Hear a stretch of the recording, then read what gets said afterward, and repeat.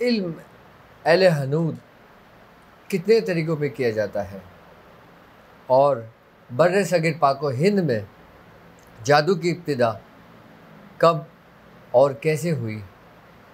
बर्रे सगीर पाको हिंद में सबसे पहले वो जादू का मस्कन कौन सी जगह रही जो आज भी हिंदुस्तान में है, और लूना चमारी कौन है और इसका इस जगह से क्या ताल्लुक़ है।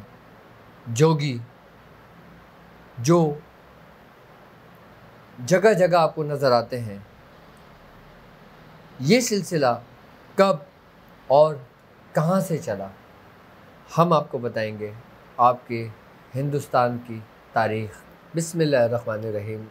अस्सलामु अलैकुम वरहमतुल्लाहि वबरकातुहू।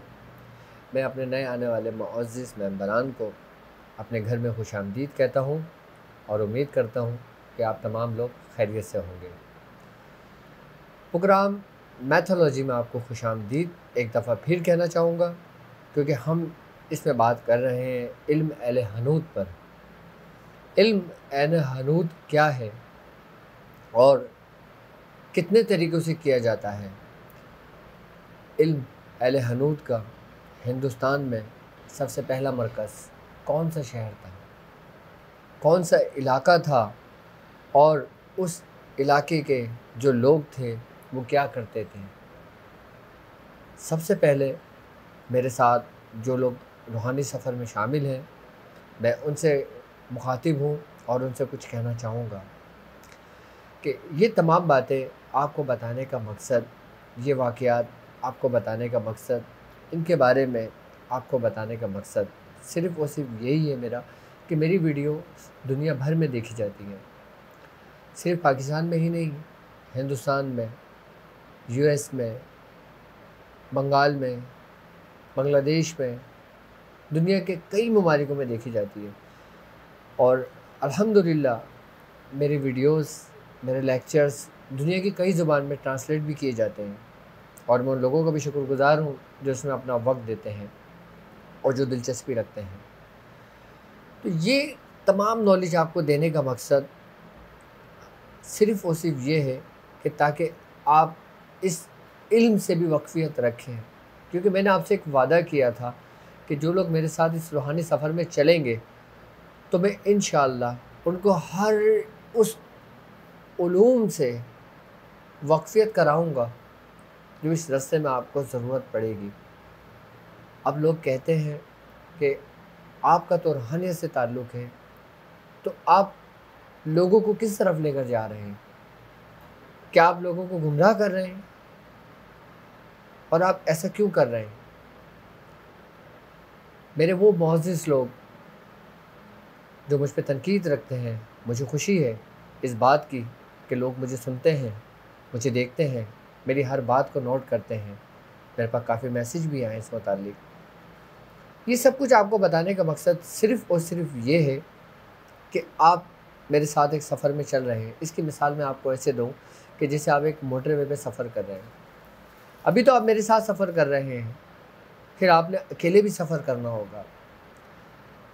जब आप मेरे साथ सफ़र में शामिल हैं तो मैं आपको हर जगह ये बात बताऊंगा कि मोटरवे पे कितने किलोमीटर के बाद कौन सा इंटरचेंज आता है, और जब आप इंटरचेंज पे उतरते हो तो वहाँ पे कितने गड्ढे हैं, वहाँ पे कितने मामलात हैं, वहाँ पे आपको रुकना है या नहीं रुकना, वहाँ पे आपको निकल जाना है या नहीं निकलना।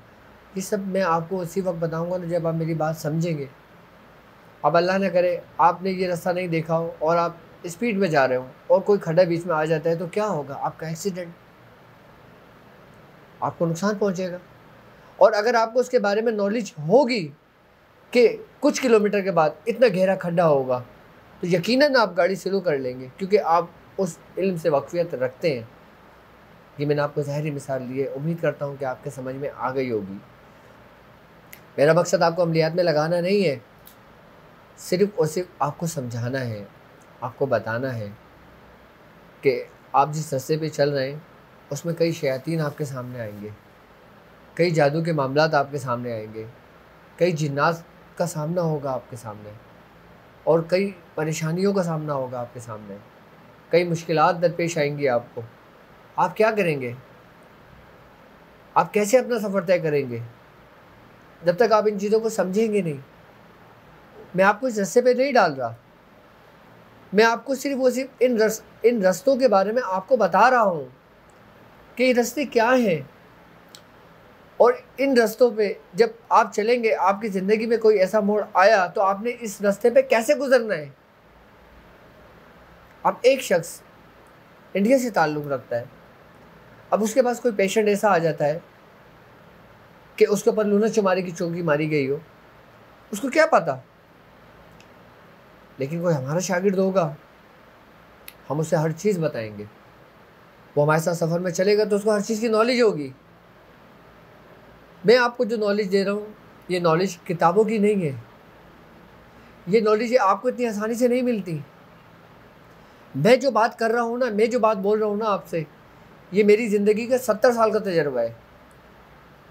अब आप कहेंगे इनकी उम्र तो इतनी नहीं है, ये 70 साल तजर्बा इनको कैसे हो गया, ये कैसी बात है? वो ऐसे कि इस सफ़र में मुझे 40-20 साल हो गए, और मेरे उस्ताद, मेरे वालिद मोहतरम, अल्हम्दुलिल्लाह उनको ज़िंदगी दे, अल्लाह हयात दे, उनका साया हम पर हमेशा कायम व दायम रखे, उनको 40 साल हो गए। तो मैंने अपना तजर्बा उनसे, उनका तजर्बा मैंने ख़ुद लिया है। अक्लमंद शख्स वो होता है जो दूसरों के तजर्बों से फ़ायदा उठाए, ना कि ख़ुद तजर्बा करे। अब उनका 40 साल का तजर्बा और मेरा 20 साल का, तो कितने साल हो गए? 60 साल का तजर्बा। तो यकीनन ये 60-70 साल की जो ज़िंदगी के जो हालात और जो वाक़यात और जो बातें और जो मरीज़ों से हम गुज़रे हैं, जिन हालात से, मैं उन चीज़ों से आपको आगाही दे रहा हूँ, उन चीज़ों की मालूमात आपको दे रहा हूँ। मैं आपको अपने पास से कुछ नहीं कहता, मैं वही कुछ कहता हूँ जो मैंने सीखा, मैं वही कुछ कहता हूँ जो मैंने जाना, मैं वही कुछ कहता हूँ जो मैंने अपने बुज़ुर्गों से सुना मैं वही कुछ कहता हूँ जो मैंने अपने उस्ताद मोहतरम, अपने वालिद मोहतरम सूफ़ी हकीम तारिक अहमद शाह कादरी अबुल इलाई चिश्ती दामा बरकातुन आलिया से मैंने सुना, मैंने उनसे जाना, उनसे सीखा। जो कुछ मैं बातें कर रहा हूँ आपको, वो अक्सरियत में मेरे वालिद के तजर्बात हैं, और कुछ तजर्बात मेरे हैं। मैं इसलिए आपसे हर चीज़ पे खुलकर बात करता हूँ, और आपसे बिला झिझक बात करता हूँ, और मैं आपसे वो बातें भी करता हूँ जो मियां हुज़ूर बात नहीं कर पाते या नहीं करते, क्योंकि हर चीज़ का एक वक्त होता है, एक टाइम होता है। तो इंशाअल्लाह ताला आपको इस चैनल पे बहुत कुछ सीखने को मिलेगा। अब हम अपने प्रोग्राम का आगाज़ करते हैं। सबसे पहले हम ये देखते हैं कि हिंदुस्तान के अंदर एक सिलसिला है, जोगी सिलसिला। आपने देखा होगा कि जगह जगह आपको कुछ जोगी नज़र आते हैं, या आपने ये वर्ड किताबों में सुना होगा कि फ़लाँ जोगी है, फ़लाँ जोगन है, और फ़लाँ गांव में जोगी आया और फ़लाँ गांव में फ़लाँ आया। तो ये जोगी सिलसिला बेसिकली है क्या, और जो लोग जोगी हैं वो किसके पैरोकार हैं? वो ऐसे तो जोगी नहीं बनते ना, एक सलासिल की, एक सिलसिले की कोई ना कोई कड़ी तो मिलती है ना। वो क्या है? अगर हम जोगी सिलसिले की बात करते हैं तो ये सिलसिला इस्माइल जोगी से चला। इस्माइल जोगी का नाम मैं समझता हूँ हिंदुस्तान में रहने वाले लोग अच्छी तरीके से जानते होंगे कि इस्माइल जोगी कौन था। मैं आपको बताता हूँ इस्माइल जोगी कौन था। इसका नाम तो इस्माइल था, लेकिन जोगी इसके आगे यूँ लगा कि, अच्छा पहले मैं आपको ये बता दूँ कि इस्माइल जोगी था कौन। इस्माइल जोगी था ये हज़रत शेख जमालुद्दीन जानेमन जुम्मन जन्नती का चेला था, यानी कि आपका शागिर्द था। उसने मदारिया ख़ानदान के ज़िक्र व अस्कार की तालीमात ली हुई थी, और हज़रत शेख जमालुद्दीन जानेमन जुम्मन जन्नती, आपकी तवज्जो इसके ऊपर बड़ी ख़ास थी। आप इसको बहुत लाड प्यार करते थे, इस पर बड़ी ख़ास तवज्जो करते थे। जब ये जिक्र और अस्कार में अपने कमाल को पहुंचा तो इसके अंदर एक ऐसी कैफियत पैदा हुई, एक ऐसी कैफियत पैदा हुई कि ये जोगी बन गया। फिर इसने हज़रत शेख जमालुद्दीन जाने मन जुम्मन जन्नती से इजाज़त ली और फिर इसने जगत की, यानी कि ये फिर ये शेर को निकल गया। ये अपने महारत में, अपने ज़िक्र व अस्कार में, अपने अमल में इतना पुख्ता था कि उस वक़्त का कोई जादूगर इसके सामने नहीं टिकता था। अल्लाह ताला ने इनको बड़ी उरूज की ताकत अता की थी इस्माइल जोगी को। इस्माइल जोगी को जब पता चला कि कामरस देश एक जगह का नाम है जो इस वक्त मैं समझता हूँ भी बंगाल और आसाम उसके दरमियान में है या उसके इर्द गिर्द कोई जगह का नाम है, वाक़ है ये जगह। अच्छा, उसको कुछ लोग कामरस देश कहते हैं, कुछ लोग कामाख्या कहते हैं उसको, मुख्तलिफ इसके नाम है इस जगह के। कामरस देश उस जगह का नाम था। वहाँ पे एक लूना चमारी रहती थी। लूना चमारी बेसिकली एक जादूगरनी थी और ये एक ऐसी जादूगरनी थी कि जब ये किसी पे वार करती ना तो वो कभी भी खाली नहीं लौटता। जब इस्माइल जोगी को लूना चमारी के बारे में पता चला कि कामरस देश में कोई एक ऐसी औरत, एक सी लड़की है, ये लड़की थी लूना चमारी और इंतहाई खूबसूरत थी, इसको खूबसूरती में कमाल हासिल था। जब इस्माइल जोगी को पता चला कि हिंदुस्तान में कामरस देश में कोई लूना चमारी रहती है तो ये इसके मुकाबले के लिए गया था। जब ये कामरस देश पहुंचा इस्माइल जोगी, जब इसका सामना लूना चमारी से हुआ तो जी वो जादू वादू तो सब गया, ये उस पर आशिक हो गए इस्माइल जोगी, क्योंकि लूना चमारी बहुत ज़्यादा खूबसूरत थी, इंतहाई हद की खूबसूरत थी। उसकी खूबसूरती के सहर ने इस्माइल जोगी को जकड़ लिया, उसको अपने बस में कर लिया। अब वो इस्माइल जोगी जो एक रियासत का मालिक, उसको अपने फ़न में कमाल, रूहानियत में कमाल, अमलियात में कमाल हासिल था, अब वो साहब किसके इश्क के चक्कर में पड़ गए? लूना चमारी के। और लूना चमारी के बारे में कहा जाता है कि ये इंतहाई ख़तरनाक जादूगरनी थी। लूना चमारी के जो जादू के असरात थे वो तो इस्माइल जोगी का कुछ बिगाड़ न सके, लेकिन औरत का हुस्न बड़े बड़े जादूगरों को और बड़े बड़े कामिलीन को तबाह और बर्बाद कर देती है, क्योंकि शैतान का सबसे ख़तरनाक जो वार होता है वो औरत का हुस्न होता है। तो इस्माइल जोगी इनके इश्क में पड़ गए और फिर वो कामरस देश में ही क़याम पज़ीर हो गए। अच्छा, कुछ गुरु का कहना ये था कि इस्माइल जोगी जो थे वो मुर्तिद हो गए थे, यानी कि जो उनके जो शेख थे हज़रत शेख जमालुद्दीन जाने मन जुम्मन जन्नती, उनका रास्ता छोड़ दिया था, फिर वो लूना चमारी के उसमें पड़ गए थे। अच्छा, कुछ लोग कहते हैं कि नहीं, ऐसा नहीं था, आप अपने ज़िक्र और अस्कार ही लोगों को तालीम किया करते थे, लेकिन इश्क तो इश्क है, वो किसी को नहीं बख्शता, लेकिन वो उसके इश्क के चक्कर में थे। अब इस्माइल जोगी कामरस देश में चला गया, जहाँ पे आपने सुना होगा कामाख्या देवी, वहाँ पे उसका एक बहुत बड़ा मंदिर आज भी कायम है, ये भी एक देवी है। अच्छा, अब जो लोग इस्माइल जोगी के पास आते, इस्माइल जोगी उनकी तालीम और तरबियत करता, उनको ज़िक्र और अस्कार देता।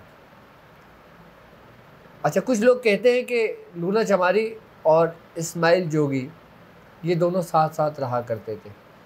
कुछ लोग कहते थे कि इन्होंने उससे शादी कर ली थी, और कुछ गिरोह कहता है कि नहीं, शादी नहीं की थी, ना कि कोई इनकी कोई औलाद थी, लेकिन ये एक ही गांव में, एक ही बस्ती में, एक ही जगह मौजूद थे। तो जो लोग इनके पास आते, इस्माइल जोगी जो थे, ये लोगों को ज़िक्र अस्कार तालीम करते और अच्छा उलूम उनको सिखाते। फिर लूना चमारी उन्हीं लोगों को गुमराह करती और फिर उनको जादू सिखाती। जो लोग ज़िक्र अस्कार का भी इल्म लेते इस्माइल जोगी से, उसके बाद फिर वो लूना चमारी से भी जादू सीखते, तो ये एक मुरक्कब बन गया था जिसमें हिंदुस्तान की तबाही का सबब बना। क्योंकि जब आप ज़िक्र अस्कार के साथ, रूहानियत के साथ, शैतानी अमल को अपने साथ लेकर चलते हो, तो यकीनन आप गुमराह हो जाते हो एक वक्त में आके, क्योंकि फिर यही शैतान आपको अपने जैसा कर लेते हैं। क्योंकि आप का ध्यान, आपका ख़याल, आपकी मेहनत जिस तरफ राग़िब होती है, वो चीज़ आप पे गलबा कर जाती है। अच्छा, शैतानियत जो होती है, जादू जो होता है, ये बहुत जल्दी असर करता है, और रूहानियत जो होती है वो अपने एक वक्त में अपने जगह कायम मकाम होती है। लेकिन रूहानियत हमेशा रहने वाली होती है और जादू ख़त्म हो जाने वाला होता है। तो इसलिए लोग जादू की तरफ ज़्यादा चले जाते हैं, फिर वो गुमराही का सबब बन जाते हैं। अब कामरस देश, जिसको कामाख्या देवी कहते हैं, अब मैं आपको वो बात बताता हूँ। अच्छा हाँ, पहले ये बात कंप्लीट हो जाए हमारी, कि वहाँ से जो लोग आते थे, इस्माइल जोगी से जो सीखते थे और लूना चमारी से जादू सीखते थे, फिर जब वो हिंदुस्तान में फैले तो फिर वो जोगियों का सिलसिला यहाँ से चला। फिर ये जिन जिन लोगों की तरबियत करता उनको जोगी कहकर आगे कोई बंगाल चला गया, कोई असम चला गया, कोई हिंदुस्तान के इलाकों में चला गया, कोई श्रीलंका चला गया, कोई कहीं चला गया। तो ये सिलसिला जोगियों का इस्माइल जोगी से सबसे तेज़ी से और सबसे ज़्यादा और सबसे बड़ा सिलसिला फैला, जो इस्माइल जोगियों का था। लूना चमारी से फिर कोई झगड़ा वगड़ा नहीं हुआ उससे, हाँ, कोई उसका मुकाबला नहीं हुआ था फिर उसका। आई बस समझ में। अब हुआ फिर कामरस देश। अच्छा, कामरस देश का जो जादू है वो इतना क्यों मशहूर था? कहते हैं कि कामरस देश के अंदर जो ना, कम से कम 10 देवियों का राज है। कितनी? 10 देवियों का राज है, जिसमें मुख्तलिफ देवियाँ आती हैं। जिस तरीके से मैंने आपको काली देवी का बताया था कि उसका मकाम कलकत्ता में है, ऐसे कामाख्या देवी है, इसका मकाम कामरस देश में। अच्छा, कामरस देश के अंदर जितने जो बड़े बड़े जादूगर निकले हैं वहाँ से, बाकायदा उनके अमलियात इल्म सफलियात में मौजूद हैं, जो उनके पैरोकार उनसे शयातीन की उसमें मदद लेते हैं, वो कौन कौन से हैं मैं बताता हूँ तुम्हें। इसी कामरस देश में 64 सहलन निकलती हैं। आई बात समझ में? 64 सहलन ये वो है कि जिनकी लूना चमारी ने तरबियत करी थी, और ये इंतहाई ख़तरनाक थी। और 1300 जोगन, कितने? 1300 जोगन, इनका ताल्लुक भी इसी जगह से है, कामरस देश से। जिस तरह से जोगी होता है ना, मर्द अगर कोई जगत लेता है तो वो जोगी कहलाता है, और औरत अगर जगत लेती है तो वो जोगन कहलाती है। जो 1300 जोगन थी और 64 सहलन थी, बड़ी ख़तरनाक है। इनके बाकायदा पूरे पूरे अमलन करते हैं। कहते हैं ना कि अहले हिंद का जो जादू होता है वो अपने ताकत और उरूज को कैसे पहुंचाता है, आपको पता है? मैं आपको बताता हूँ। जब सामरी जादूगर का नाम सुना है ना? कौन सामरी? ये वो सामरी है जो हज़रत मूसा अलैहिस्सलाम का भांजा था। किसका भांजा था? हज़रत मूसा अलैहिस्सलाम का। और ये हज़रत मूसा अलैहिस्सलाम की उन बहन का बेटा था कि जब हज़रत मूसा अलैहिस्सलाम को एक टोकरी में रख के, एक बॉक्स में बंद करके जब दरिया में आपने छोड़ा था, तो आप उन नहर के साथ साथ जो चली थी उनका बेटा था वो सामरी जादूगर। आई बात समझ में? अच्छा, सामरी जादूगर वो था कि इसने हज़रत जिब्राइल अलैहिस्सलाम के साथ भी एक वक्त गुजारा। आपको बनी इस्राइल का वो वाक़या याद होगा जो बछड़ा बोल पड़ा था। तो सामरी जादूगर ने हज़रत जिब्राइल अलैहिस्सलाम की पेट की मट्टी उठा के ही पढ़ के उसमें डाला था, उसने जो उससे बरकत से बोल पड़ा था वो बछड़ा। जब सामरी जादूगर को कत्ल करने का हुक्म हुआ तो वो मिस्र छोड़ के भागा। जब वो मिस्र से भागा था ना, तो उसने जो कामरस देश है उस जगह को अपना कायम मकाम बनाया था। यानी कि सामरी जादूगर वहाँ पे आके ठहरा था। कहाँ पे? कामरस देश में, जहाँ पे आज कामाख्या देवी का भी मंदिर है। किसका? कामिया देवी का भी मंदिर है, उसका भी मंदिर वहीं पर ही मौजूद है हिंदुस्तान में। अच्छा, तो जब सामरी जादूगर वहाँ पर आया उसने वहाँ पे कायम अपना ठहरा और वहाँ अपना मस्कन बनाया, तो उसने वहाँ लोगों को जादू सिखाना शुरू कर दिया। तो जादू तेजी से फैलना शुरू हुआ था। आई ना बात समझ में? तो इसलिए वहाँ से जो जादू सीख के सामने जादूगर से निकलता ना, उसका तोड़ कहीं भी मौजूद ना होता पूरी दुनिया भर में। तो कामरस देश एक तारीख है ये इनकी कि जादू के गढ़ों में से एक गढ़ था ये, कि समझ लो कि जहाँ से हिंदुस्तान की तारीख में जादू की इब्तिदा हुई थी। पहले तो बर्रे सगीर पाक को हिंद ही था ना, सारा सब कुछ। पाकिस्तान तो था ही नहीं, और ना बांग्लादेश था ना कुछ था, ये सब एक ही आता था पूरा। जहाँ पे आसाम, बंगाल, श्रीलंका, ये सब बॉर्डर सब एक साथ लगते हैं सारे, ये सब एक ही था पहले। तो ये तकसीम तो बाद में हुई है सब। तो सामरी जादूगर जो था ना, ये वहाँ पर आके कायम मकाम हुआ था, उसने वहाँ पे अपना मस्कन बनाया था। अब ये वहाँ पे जिसको जादू सिखाता,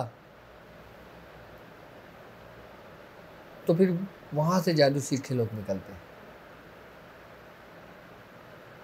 तो कामरस देश समझ लो कि एक ऐसी सरजमीन हो गई थी, उसके बारे में बुजुर्ग फरमाते हैं कि वहाँ पे कोई शख्स कदम रखता था तो वो ज़ेर आसेब आ जाता था, उसमें ज़ेर असर आ जाता था। किसके? सामरी जादूगर के, उस जादू के। कितना ख़तरनाक होगा। यानी कि अगर कोई शख्स अपने अमल में बिल्कुल कामिल है, वो जगह पे पहुँचता था तो वो उसका असर ख़त्म हो जाता था। अहले हिंद पर हज़रत ख्वाजा मोइनुद्दीन चिश्ती रहमतुल्लाह अलैह का बहुत बड़ा एहसान है कि आपकी आमद से भी उस जादुओं का जोर टूटा। आप हिंदुल वली हैं, आपको बाकायदा हुक्म हुआ था अहले हिंद के लिए, वरना हिंद तो तबाही और बर्बादी पे था, जादू के जोर पे था, अपने उरूज पे था। आप तारीख तो उठा के पढ़ें।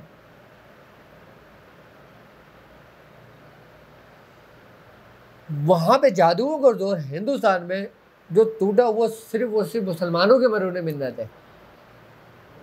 जितने भी औलिया कराम आए हैं हमारे सलासिल के, अल्हम्दुलिल्लाह हमें अपने बुजुर्गों पर फ़ख्र है, इस रस्से पर फ़ख्र है कि इन बुजुर्गों के वसीले से ये रस्से टूटे, जादू के जोर ख़त्म हुए, टूटे। तो आज हिंदुस्तान में लोग सुकून का सांस लेते हैं। अब ये सीरीज़ जो तुमने शुरू कराई है, मुझे नहीं लगता ख़त्म होने वाली है। इसमें तो बड़े इंटरेस्टिंग अभी प्रोग्राम आएंगे तुम्हारे आगे, तो बड़ी नॉलेज मिलेगी तुम्हें इससे।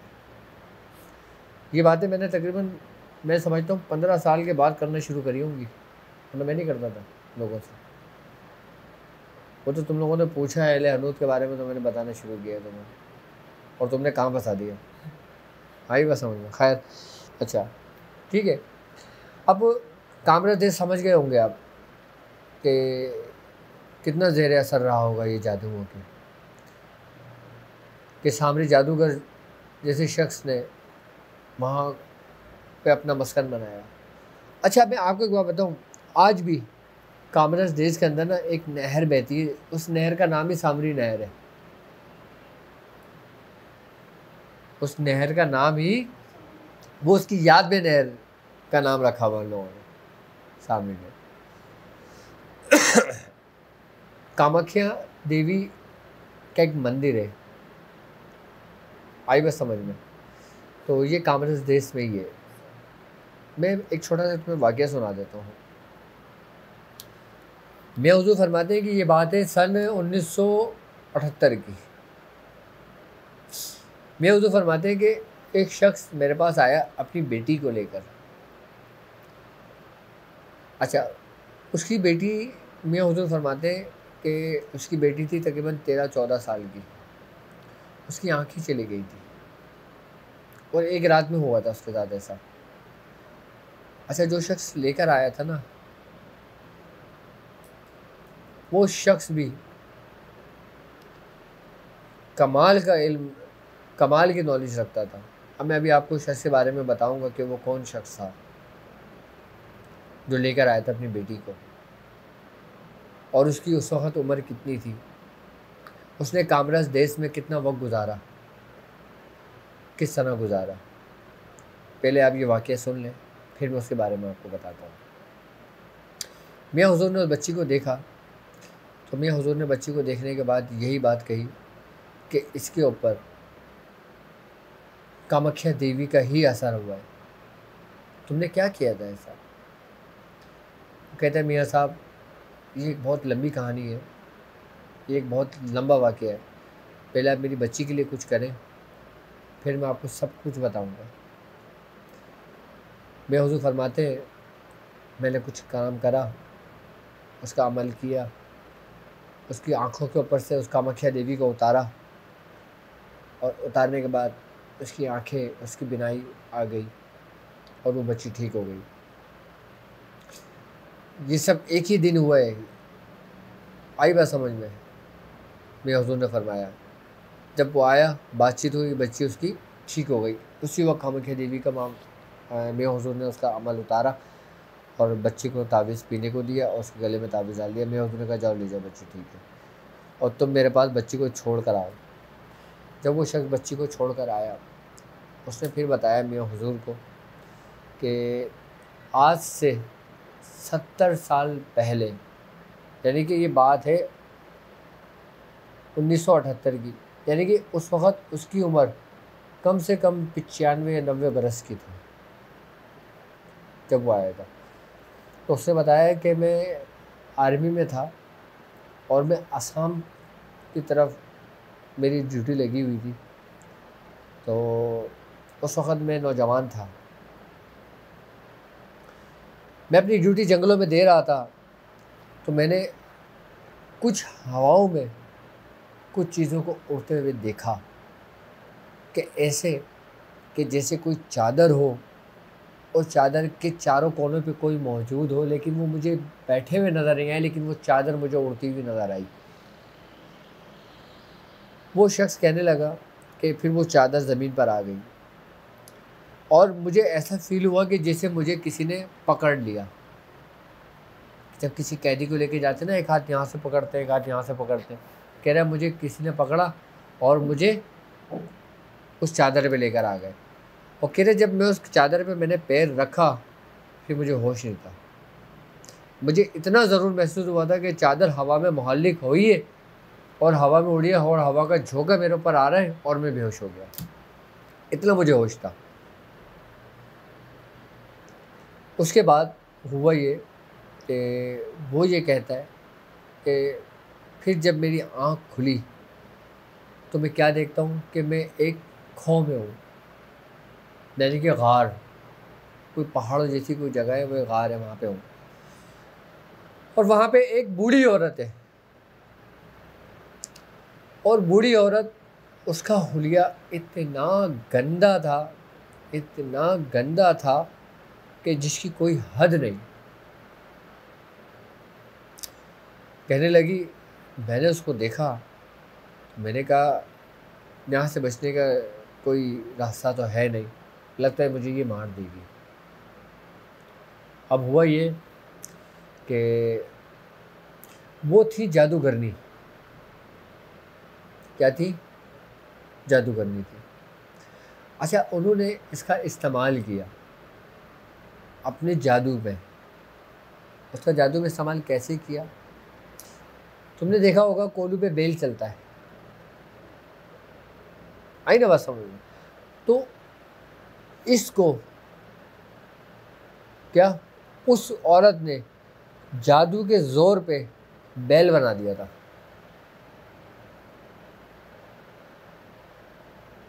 क्या? बैल बना दिया था। बैल बनाने के बाद फिर इसको बैल की जगह बांध कर वो चक्कर काटवाती थी और वो जादू पढ़ती रहती थी। वो कहता था मेरा दिमाग सिर्फ मेरे होश में था, बाकी मेरा जिस्म क्या था क्या नहीं था मुझे नहीं पता था, लेकिन मैं चलता रहता था सारा दिन और वो पढ़ती रहती थी। क्या? वो चलता रहता था और मैं वो पढ़ती रहती थी। वो कहता है मैंने कमो बेश अपने ज़िंदगी के 30 साल वहाँ गुजारे थे, 30-40 साल। कितने? कह रहा मेरे साथ ऐसी कैफियत हो गई थी कि उसने मियाँ हुजूर को अपना ये दिखाया कि यहाँ पे जो ना इसके बाकायदा निशान डले हुए थे, जैसे कोई रस्सी को खींच के बांधते हैं ना, उसके निशानात थे, जैसे कोई बल्ली रखते हैं उसके दोनों कंधों करते हैं। आई बात समझ में? तो अब हुआ ये कि उसके दिल में एक ख्याल आया कि मैं यहाँ से निकलूँगा कैसे। वो रोज़ाना नई नई तरतीब सोचता। अच्छा, जब उसके पढ़ाई के टाइम होता ना जादू करने का, तो वो उसको बैल बना देती थी, और जब पढ़ाई का टाइम ख़त्म होता था तो उसको इंसान बना देती थी। ये इनके जादूगरों का वो था। बहुत बड़ी जादूगरनी थी, उसका नाम भी तुम्हें बताऊंगा मैं, लेकिन आखिर में। मियाँ हुजूर फरमाते हैं कि मियाँ हुजूर ने फरमाया कि फिर उसने ये बताया कि 2 औरतें आई उससे मिलने के लिए। तो कहने लगी, जब उनकी नज़र मुझ पे पड़ी, उन 2 औरतों की, अच्छा वो अपना रूप बदल लेती थी। क्या? अपना रूप बदल लेती थी। तो मैं उसको फरमाने लगे, वो कहने लगी, उन्होंने उसको देखा, उसकी हालत देखी, और फिर वो उस जादूगरनी के पास मिलने चले गई। अच्छा, जब वो 2 आई तो मैं हुजूर फरमाते कि वो जो जादूगरनी थी ना, जिसने उसको अपने कैद में रखा हुआ था, वो खड़ी हो गई उसके अदब में, कि वो उसकी गुरु माँ थी। कौन थी? उसकी गुरु माँ थी। अच्छा, वो कुछ रहम दिल थी, ये बहुत जालिम थी। शैतानों में कोई रहम दिल तो नहीं होता, लेकिन बस अल्लाह ने उसके दिल में रहम डाला होगा ताकि इसके निकलने का कोई सबब बने। उन्हें लोगों के दिल में रहम नहीं होता। अब हुआ ये कि मैं हुजूर फरमाते हैं कि जब वो उनसे मिल के जाने लगी, तो वो इस शख्स के पास आई। उस शख्स से कहा कि तूने यहाँ से निकलने की कोशिश नहीं की? उसने कहा मैंने तकरीबन कई मरतबा मैंने कोशिश करी, मैं निकलता हूँ और रात भर में भागता रहता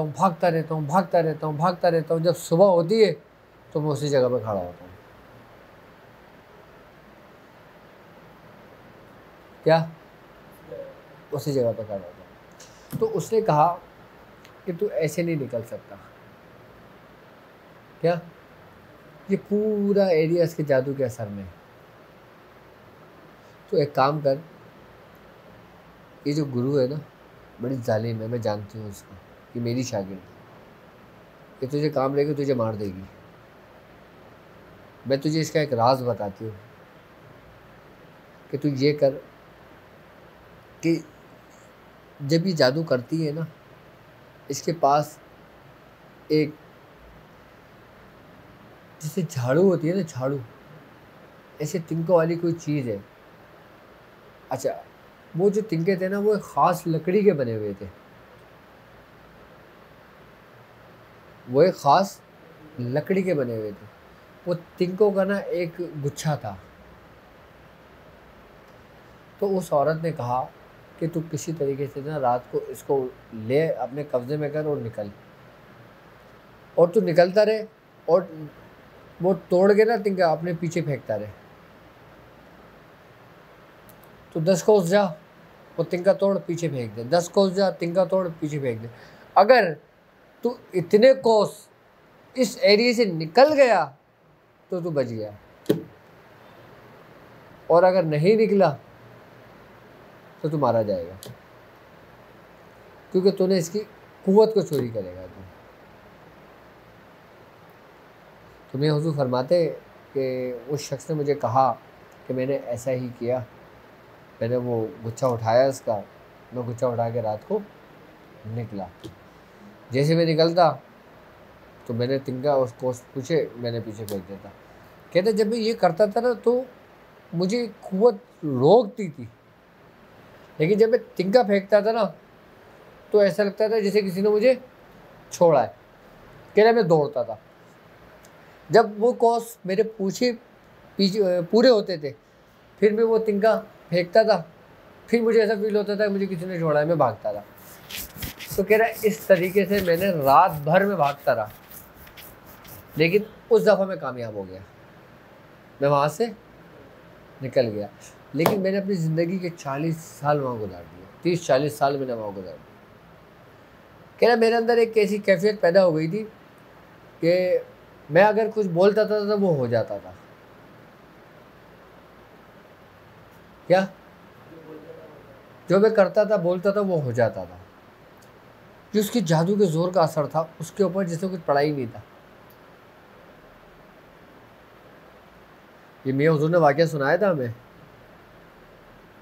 हाँ। अच्छा, मियां हुजूर फरमाते हैं कि फिर निकलने के बाद तेरे साथ क्या हुआ? कहने लगा फिर जब मैं वहाँ से निकला तो मुझे वहाँ की जो आर्मी जो फौज थी ना, उन्होंने मुझे पकड़ लिया। फिर उन्होंने मुझे ले आके अपने उस पर कैद में रख दिया। फिर मैं वहाँ से बाहर निकला। फिर हिंदुस्तान पाकिस्तान के कुछ मामला शुरू हो गए होंगे। फिर वो कह रहे मैं वहाँ से आज़ाद हुआ था, फिर मैं वहाँ से निकल के फिर मैं पाकिस्तान हिजरत कर कर आ गया था। मेरे साथ मेरी ज़िंदगी के शुरू के 30 साल ऐसे गुजरे थे।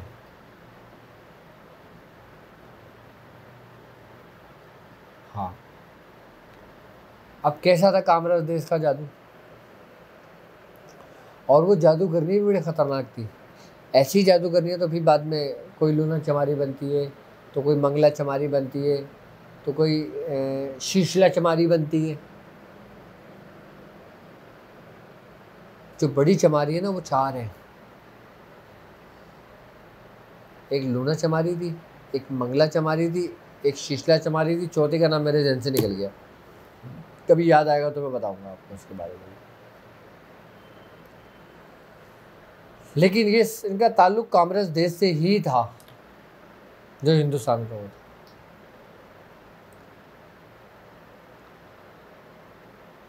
इनका जादू बड़ा कमाल का होता था। हाँ, आई बात समझ में? अच्छा, मैंने जिक्र किया था कि एक नहर भी है जिसका सामने नहर के नाम से वो नहर मशहूर है।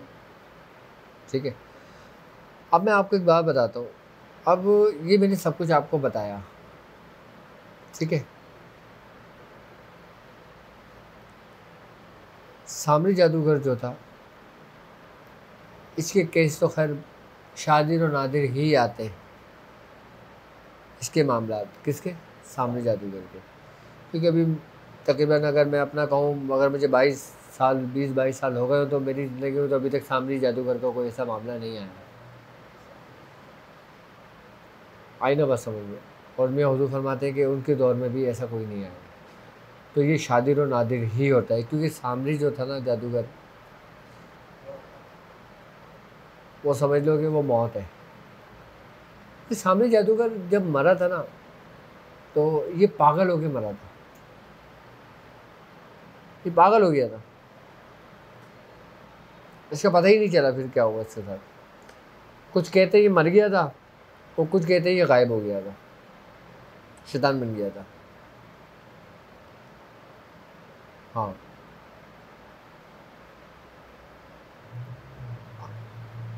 अच्छा, मैंने वाकया सुनाया था ना अभी, कौन सा वाला? अभी लड़की वाला। ये तो वाकया पूरा हो गया ना। अच्छा, अब मुझे क्या बताना है? इस्माइल जोगी का भी हो गया, लूना चमारी का भी हो गया, सामरी भी हो गया।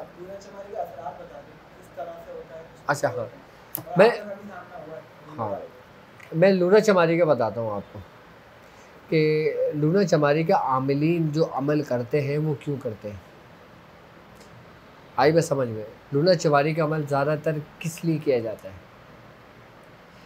लूना चमारी का जो अमल किया जाता है ना, जो आमिलीन अक्सरियत में करते हैं, वो हुब के लिए करते हैं, मोहब्बत के लिए करते हैं। आई बात समझ में। और कहते हैं कि लूना चमारी का एक ख़ास अमल है, अगर कोई शख्स किसी के लिए पढ़ता है ना, तो उसके अंदर मोहब्बत पैदा हो जाती है। आई बात समझ में। और फिर वो गलत रास्ते पे निकल जाता है, क्योंकि शैतानी अमल है ना, और शैतानी अमल तो शैतानी लोगों के लिए, शैतानी काम के लिए होते हैं। इसलिए मैं इस अमल का बात नहीं करता, इसका तोड़ बता देता हूँ। आई ना बस समझ। उसके असरात लूना चमारी का अगर किसी के ऊपर हुब के लिए अमल किया जाता है या करवाया जाता है, तो उसकी कैफियत ये होती है कि उसका जहन उसके काबू में नहीं होता। आई बात समझ में। और उसके अंदर शहवत का गलबा हो जाता है। आई बात समझ में। और दूसरी बात ये होता है कि इसके साथ साथ फिर वो गलत राह इख्तियार कर लेती है। और इसके साथ लूना चमारी का अमल इतना ख़तरनाक होता है, इतना ख़तरनाक होता है कि ये बाकायदा औरत की, अगर औरत के लिए किया जाए औरत की जान ले लेता है, और अगर किसी मर्द के लिए किया जाए तो ये समझ लो मर्द की जान ले लेता है। इसके अमल बड़ा ख़तरनाक है, इसके अमल के बारे में मैं बात नहीं करता, लेकिन इसके बचाव के लिए जो है ना, क्या सिर्फ़ और सिर्फ सूरह कुरैश। मैंने अपने हर अमल में, अपने हर प्रोग्राम में, यहाँ तक कि मैं जो जवाहिर हल्लुल मुश्किलात प्रोग्राम करता हूँ मैं, उसके अंदर भी मैंने लोगों को यही बताया कि सूरह कुरैश की रस्सी को थाम लो, कोई शैतान आपका बाल भीगा नहीं कर सकता। बड़े से बड़े देवी देवता, बड़े से बड़े शयातीन, डायन, देव, खबीस, भूत पलीत आपके करीब भी नहीं आ सकते। जो शख्स अपना मामूल बना ले 40 मरतबा रोज़ाना सूरह कुरैश पढ़ने का, और सूरह कुरैश बिस्मिल्लाह के साथ पढ़ने का, वो हमेशा इन शयातीनों से महफूज रहेगा। ठीक है। अच्छा, अब इसके लिए मोहनी का अमल किया जाता है। मोहनी का अमल समझते हो? अच्छा, मोहनी का अमल भी जो ना हुब के लिए होता है, ये भी अहले हनूद में ही किया जाता है। आई बस समझ में। काली मोहनी का अमल होता है। आई बस समझ में। काली मसानिया का अमल होता है मोहनी का। अच्छा, मोहनी मुख्तलिफ होती है। अच्छा, नूरी अमलियात में भी मोहनी का कॉन्सेप्ट है, और अलम सफलियात में भी है। अच्छा, अमले नूरी के अंदर जो होता है ना, ये पाक साफ़ है, ये मुख्तलिफ़ चीज़ों के ज़रिए होता है। आई बस समझ में, जिससे शाह मदार की मौनी हो गई, आई बस समझ में, शाह जमालुद्दीन की मौनी हो गई, शाह निज़ामुद्दीन की मौनी हो गई। ये नूरी अमल में आता है। ये मोहनी बेसिकली होता है मोहब्बत के लिए, मोहब्बत करने वाला या मोहब्बत करने वाली। और इल्म सफलियात में फिर ये मोहनी काली मोहनी हो जाती है, काली मसानियाँ हो जाती है, मोहनी कामियाँ हो जाती है, जो मुख्तलिफ देवी हैं उनके नाम से मंसूब हो जाती है। फिर उनसे ज़रिए होता है वो अमल। एक ज़िंदगी है और एक मौत है, दोनों रास्ते मैंने आपको बताए ताकि आप सब समझें इस चीज़ को। आई ना बात समझ में? तो मोहनी का अमल भी हुब के लिए होता है। अच्छा, मोहनी का अमल हुब के लिए ऐसा होता है कि ये वो अमल है जो समझ लो कि ऐसा काम करते हैं कि तुम अभी बैठे हो ना अपनी चेयर पे, तुम खड़े नहीं होगे तुम्हारा काम हो जाएगा। क्या? इतना तेज काम करती है ये कि तुम अगर बैठे हो ना अपनी सीट पे, तुम खड़े नहीं होगे तुम्हारा काम पहले हो जाएगा। ये सिर्फ होता ही हुब के लिए, मोहब्बत के लिए होता है। जैसे मियाँ बीवी में मोहब्बत डालना हो, बच्चा माँ बाप से बागी हो गया और गाफिल हो गया, उसके दिल में डालना हो, तो मोहनी का अमल होता है। आई बस समझ में? बहन भाई में दोनों में मोहब्बत डालना हो, आई बस समझ में? माँ बेटी में डालना हो, माँ बाप में डालना हो, बच्चों में डालना हो, तो ये मोहनी का अमल होता है।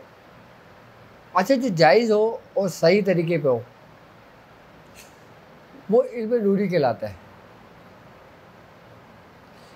अच्छा, अगर इसका नाजायज़ इस्तेमाल कोई शख्स करता है तो वो उसका ज़िम्मेदार खुद होता है। फिर यही मोहनी जो होती है ना, इंसान को मार देती है। अगर तुम गैर औरत के लिए ये अमल कर देते हो, गैर मर्द के लिए, कि जिसका निकाह ना हो, जिसकी बीवी ना हो, उन दोनों का तो काम हो जाएगा, लेकिन उसका अजाब आमिल के सर आएगा। सिर्फ दुनिया भी ख़राब, उसकी आखिरत भी ख़राब। ये वो काम होते हैं जिनको बुजुर्गान दिन मना फरमाते हैं। वरना हुब के तो ऐसे काम है कि बस कि बंदा खड़ा ना हो काम हो जाए। जायज़ काम हो ना, आप बेफिक्र होकर करो। लेकिन यहाँ तो लोग नाजायज़ काम ना इतनी तेज़ी से उसके पीछे पड़ जाते हैं कि जिसकी कोई हद नहीं, तो ऐसों का अमल ख़राब हो जाता है। हिंदुस्तान के अंदर तुमने देखा होगा बेहयाई वहायत के इन किस्म के जो मामलात होते हैं, आई बस समझ में, तो ये बाकायदा जो इनके जो जोगी होते हैं या जो इनके दूसरे मामलात होते हैं, वो इनसे ये शयातीनी जो मोहनी होती है इनके अमल करवाते हैं। अच्छी खासी लड़की बैठी हुई घर से चली गई,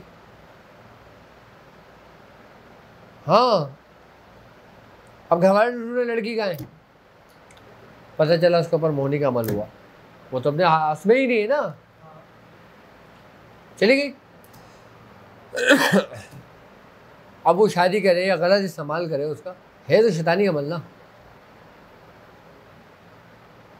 ऐसे बचाव के लिए, ऐसे बचाव के लिए सूरह कुरैश अक्सीर है। अच्छा, जिसके ऊपर जिस घर के अंदर मोहनी का अमल होता है ना, उसकी हिफाजत के लिए मैं एक तरतीब आपको समझा देता हूँ, एक तरीक़ेकार समझा देता हूँ, बता देता हूँ, ताकि आप लोग अपने घर को ना महफूज कर दें। किन से?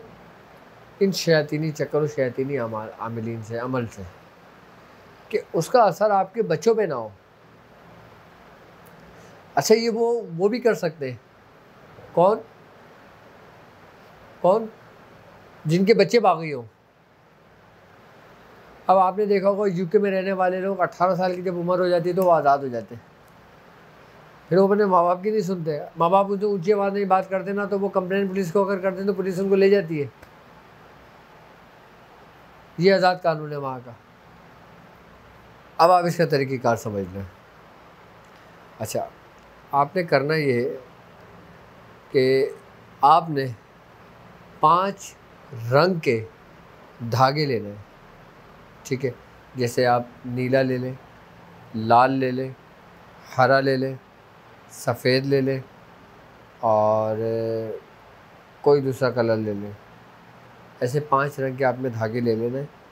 अच्छा, आप जिस घर में दाखिल होते हैं, जहाँ आप रहते हैं, अब जिस दरवाज़े से आप घर के अंदर दाखिल होते हैं, उस दरवाज़े का जो साइज़ है ना, आप धागे का सिरा वहाँ से पकड़ के उस दरवाज़े के इस साइज़ से पूरा धागा उसके 21 तार खींच लें। कितने? 21 तार खींच लें आप। 21 तार खींचने के बाद आप उसको तोड़ दें। वही बस समझ। अब आपके घर में जितने फ़र्द हों, आपने वो तार खींच लिए, तार खींच के अपने सामने रख लिया। अब आपके घर में जितने फ़र्द हों, अब जैसे मिसाल के तौर पे मियाँ बीवी है और 3 बच्चे हैं, ठीक है। कितने हो गए टोटल?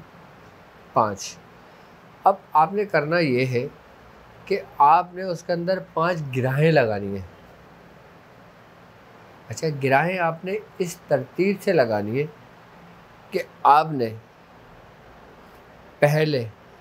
सबसे पहले जो सबसे बड़ा हो उसका नाम और उसका माँ का नाम 3 दफ़ा लेना है और फिर इस तरतीब से पढ़ना है आपने कि सूरह कुरैश, क्या? सूरह कुरैश आपने 7 दफ़ा पढ़ना है, उस पर दम करके उसको बांध देना है।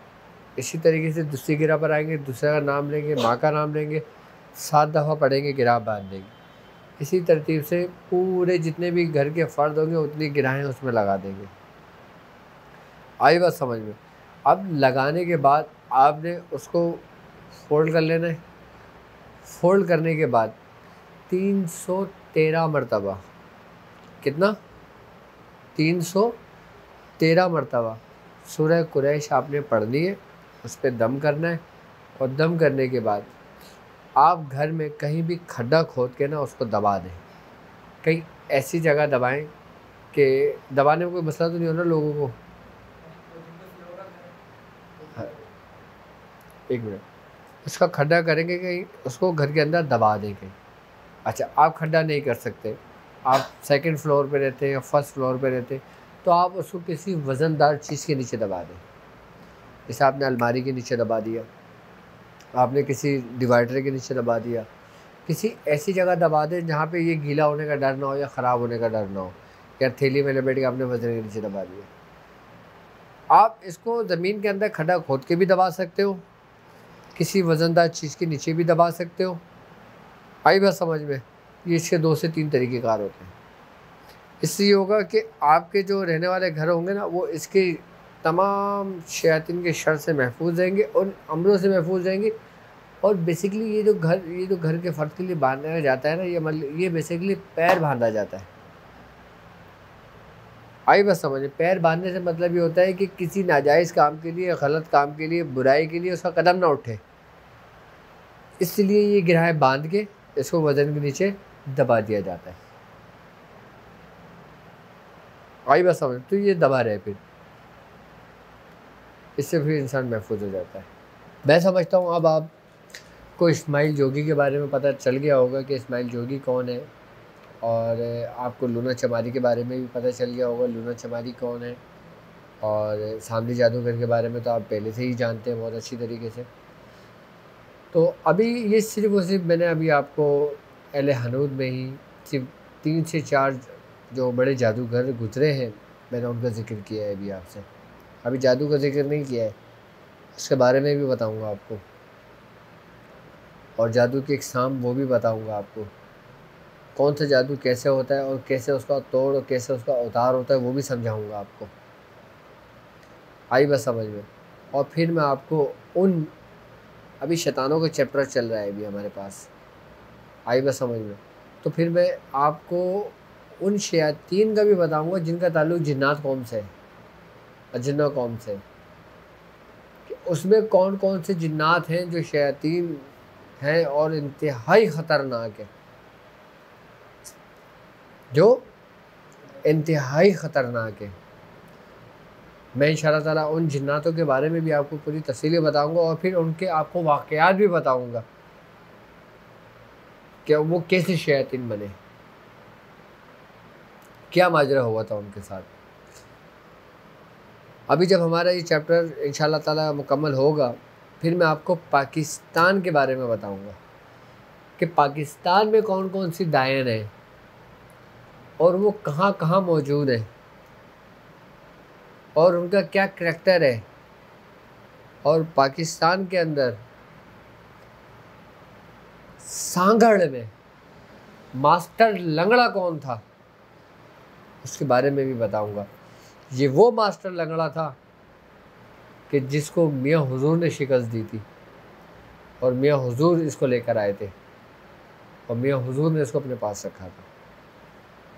मास्टर लंगड़ा इंतहाई ख़तरनाक जादूगर था जिसका ताल्लुक़ ज़िला सांगड़ से था। इंशाअल्लाह मैं हर चीज़ वक्तन फ़वक्तन आपके लिए वीडियो बनाता रहूँगा और मैं इंशाअल्लाह ताला चाहता हूँ कि इस इल्म से आप भी फ़ैज़ उठाएं। और अभी भी मैं इतनी तफ़सीली बात नहीं कर सका, ज़्यादातर टाइम तो हमारे कुछ वाक़यात ने ले लिए। बस आज तबीयत भी मेरी कुछ ठीक नहीं है, नज़ला भी मुस्तकिल हो रहा है, लेकिन बुखार नहीं है, ये अल्लाह का शुक्र है। तो अब मुझे इजाज़त दीजिए, इंशाअल्लाह ताला फिर आपसे मुलाकात होती है इसी उससे कि आप अपना बहुत ख्याल रखेंगे और इंशाअल्लाह बहुत ही जल्द मैं इंशाअल्लाह ताला इस सीरीज़ को कंटिन्यू रखूँगा और आपके लिए वक्तन फ़वक्तन वीडियोस बनाता रहूँगा। और अगर आपको किसी के बारे में जानना हो, किसी देवी देवताओं के बारे में नॉलेज चाहिए हो आपको, या आप उसके तोड़ मालूम करना चाहते हो, या किसी शयातीन के बारे में जानना चाहते हो, तो आप कमेंट्स में हमें ज़रूर कीजिएगा। तो मैं इंशाअल्लाह ताला उनके बारे में भी तफसीली बताऊँगा आपको। और आप हमें ईमेल भी कर सकते हैं, डिस्क्रिप्शन में ईमेल का लिंक भी मौजूद है। तो इंशाअल्लाह ताला आप जो कहेंगे फिर मैं उस पर वीडियो बनाऊँगा। आप जिसके बारे में जानना चाहते हैं मैं इंशाअल्लाह उसके बारे में वीडियो तफसीली समझाऊँगा और उसका फिर आपको इलाज और उसका फिर आपको हल भी बताऊँगा। अब मुझे इजाज़त दीजिए। अस्सलामु अलैकुम व रहमतुल्लाहि व बरकातुहू।